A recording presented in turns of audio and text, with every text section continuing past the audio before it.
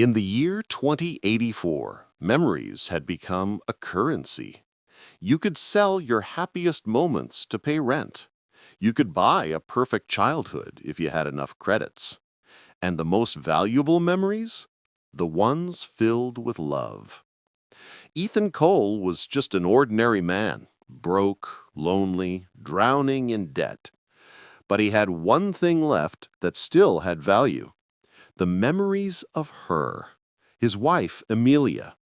She had died 3 years ago in a car accident, and though Ethan had lost everything, he couldn't let go of her smile until the day he walked into the memory exchange. The clerk looked up, cold and mechanical. "How many memories are you selling?" Ethan hesitated. "Just one," he said. "The one that hurts the most." They strapped him into a glass chair surrounded by lights. A machine hummed, reading his brainwaves. The memory played out in front of him, the day of their wedding. Her laugh, her dress, the way she whispered, "Forever." As the memory drained into the system, his tears fell.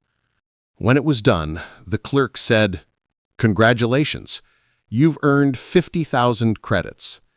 Ethan smiled weakly. "What happens to the memory?" "It's stored, then auctioned. Someone else will own it." He nodded, pretending not to care. But as he stepped out into the rain, he felt something missing, like a word stuck on the tip of his tongue. He couldn't remember why he was sad.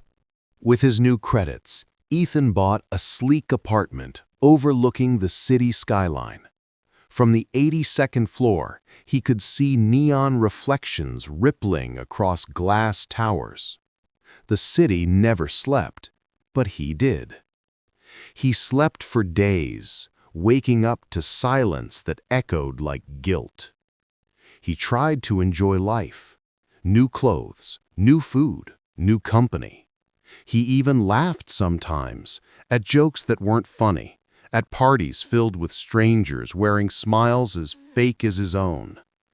Every night he came home to a fridge that greeted him in synthetic voices and a bed that adjusted its temperature to his loneliness.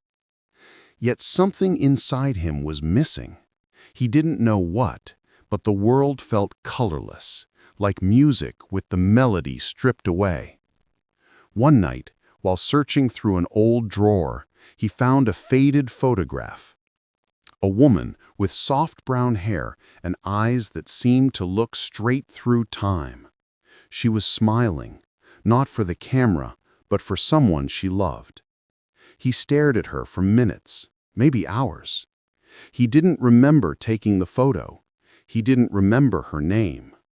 But as he traced her face with trembling fingers, a sharp pain shot through his chest, a pain with no memory attached.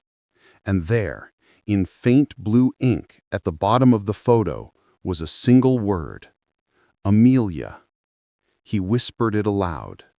It felt strange, familiar and foreign, like a song he used to love but had forgotten the tune.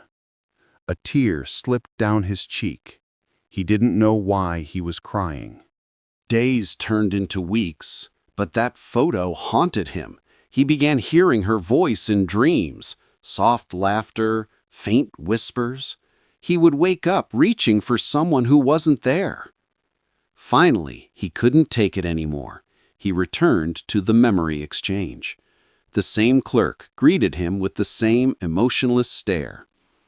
"Welcome back, Mr. Cole. Are you here to sell again?" "No," Ethan said. "I want to buy something back." The clerk frowned. "That's uncommon." He tapped on his screen. Lines of data flickered. "Your memory has been sold. It now belongs to a private collector, Clara Voss." Ethan leaned forward. "Can I talk to her?" "No one meets the collectors, sir. They don't return what they own." But rules didn't matter anymore.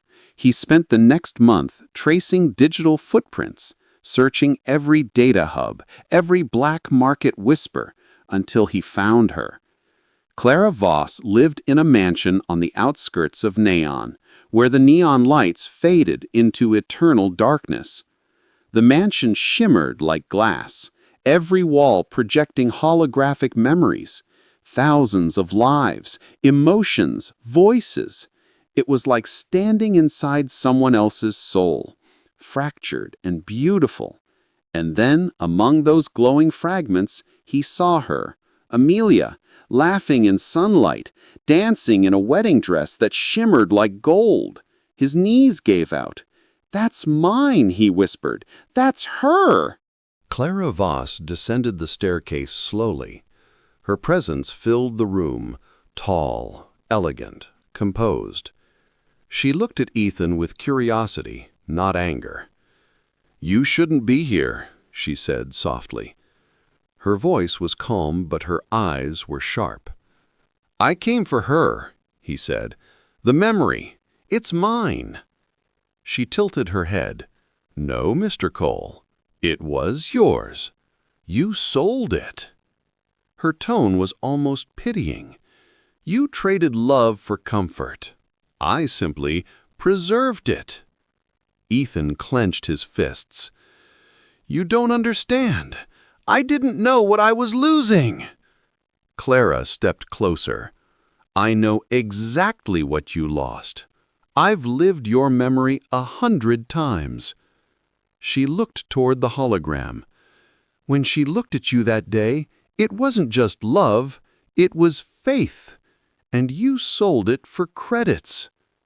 The words cut deeper than any knife. He whispered, "Please, let me feel her again, just once." Clara was silent for a moment. Then she said, "You can have it back, but memories cannot be copied. If I return it to you, I will lose it forever." He looked into her eyes, and for the first time saw tears there too. In that instant, he realized something profound. Love isn't about possession, it's about preservation.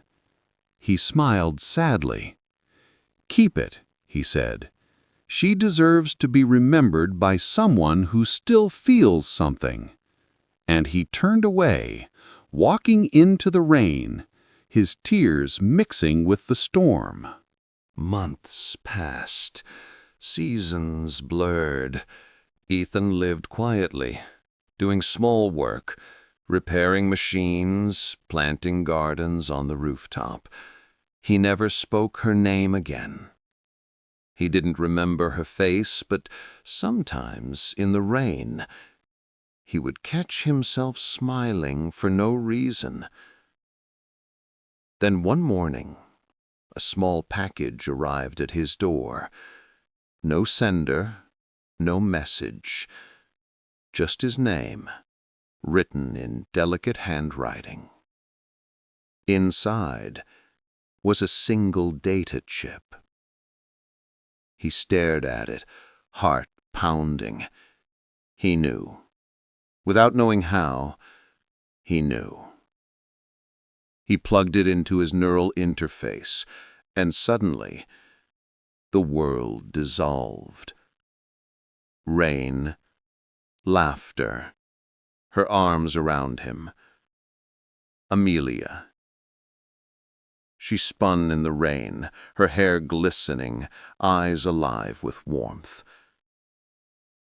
"Forever isn't about remembering me, Ethan," she whispered. "It's about living like I never left." When the vision ended, he collapsed, crying and laughing all at once. It wasn't just a memory. It was forgiveness. Years passed. The world changed again. Memory trading was outlawed. People began to understand the cost of forgetting. Ethan grew old, living quietly in a small home filled with plants and light. On his last day, he opened an old tablet and began recording a message. "My name is Ethan Cole," he said. "I once sold my memories for comfort and lost everything that made me human. If you're listening, remember this. Love isn't what you feel. It's what you choose to keep, even when it hurts." He smiled, weak but peaceful, and uploaded all his remaining memories to a public archive titled The Lessons of Love. When he closed his eyes, the screen flickered with images of him and Amelia, laughing, together, infinite. In the end, his final memory wasn't pain. It was gratitude. And somewhere, in the quiet hum of the digital ether, two souls, his and hers, merged into one eternal light,